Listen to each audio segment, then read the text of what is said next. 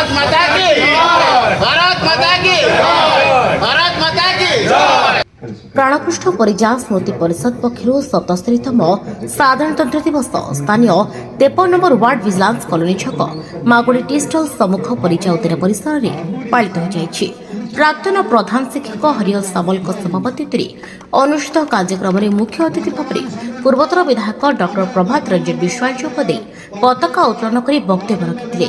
सम्मानित अतिथि भाव में विशिष्ट शल्य डाक्तर उमेश राय, वार्ड कॉर्पोरेटर अरविंद जेना, 52 नंबर वार्ड कॉर्पोरेटर सुभागिनी जेना उद्बोधन देते।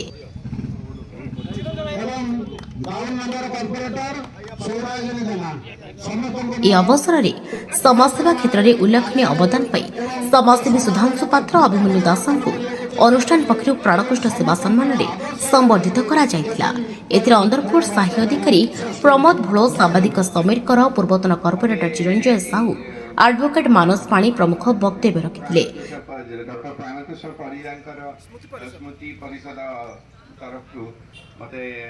कार्यक्रम में अन्य मध्य सरोज राउत, विनोद बेहरा, एडवोकेट पूर्णचंद्र महाराणा, चित्तरंजन नायक, धीरा प्रसाद महांती, नगेन दास, प्रदीप दास, मागुड़ी दास, प्रभाकर मल्लिक, समरेन्द्र महापात्र, अमर सामंतराय, देवदत्त राउत, नित्यानंद फारेक, शैलेन्द्र भोल, संजय साहू, विपिन भोल, रवीन्द्र राउत प्रमुख उपस्थित रही सहायता करते।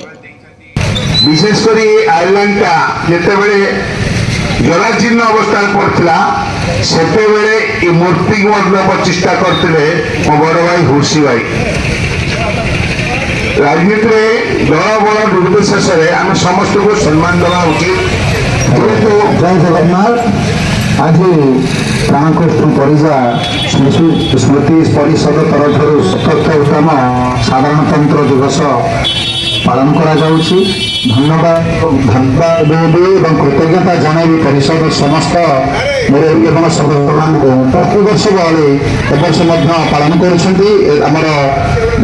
पूर्वतन विधायक पलैले आमर 22 नंबर कॉर्पोरेटर भौणी सौभाग्य जेना गोटे जिन कहबी जो भाई भाव में देश को स्वाधीन जो बलिदान देते आम वार्ड कॉर्पोरेटर सहित सब कम कले वार्ड सब गली गली विभिन्न जगह देखा मिलूँ सब कम लाइट रास्ता पानी सब बड़े जिते डाकिले से आम सागर था दलगत निर्विशेष समस्त सहायतार हाथ बढ़ाते। राति 3 पर सब मोबाइल खोला थाए। आम अनुरोध कले सी जो अवस्था पड़ा पार्कटे से सुंदर रूपरेख देते